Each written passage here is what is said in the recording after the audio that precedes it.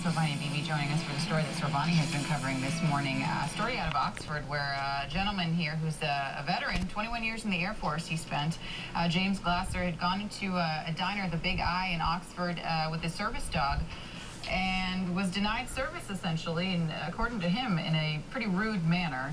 Of course, we really only have... Told to get out, it seems like. Told to get out, yeah, absolutely. Even after he said that he had the paperwork to show that it is a legit service dog, the guy, called it a phony service dog, basically.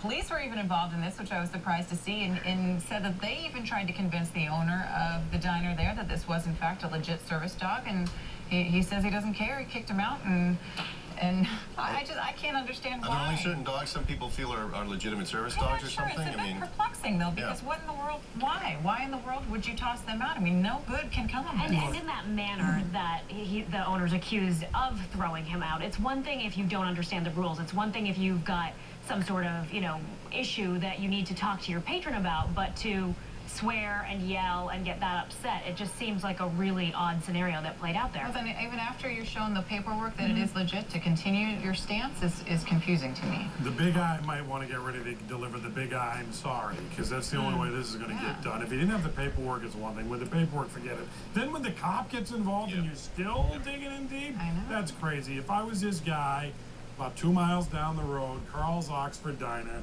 they'd be happy to have him. They're going to overstuff the guy. Don't even worry about the Big I anymore, because this is insane.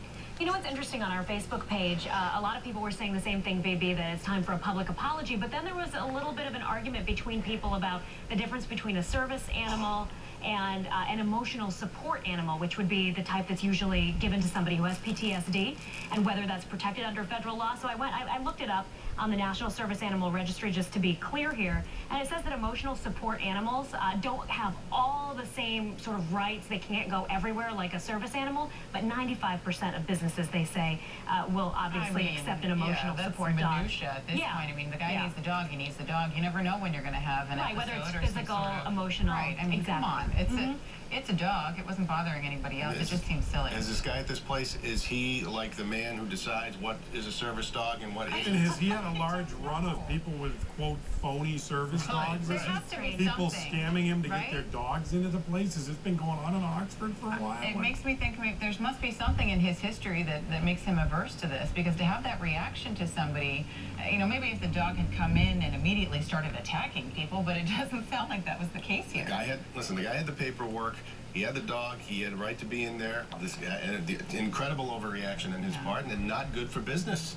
No, look at what's happening now. I know. Yeah, and over the weekend, Fox 25, Jessica Reyes went to his house, tried to get some comment from him, and he had every opportunity to comment to us.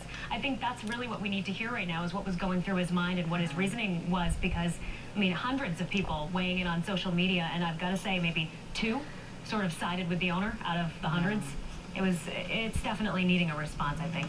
Well, I suppose you have the right to refuse service to anybody, but this seems like a this one doesn't. No, not in this case. So, MyFoxBoston.com, Facebook, Twitter. That is how you reach us. We'd love to hear from you if you want to weigh in on this story. Please do. All right, we're going to take a break here on the Fox 25 Morning News.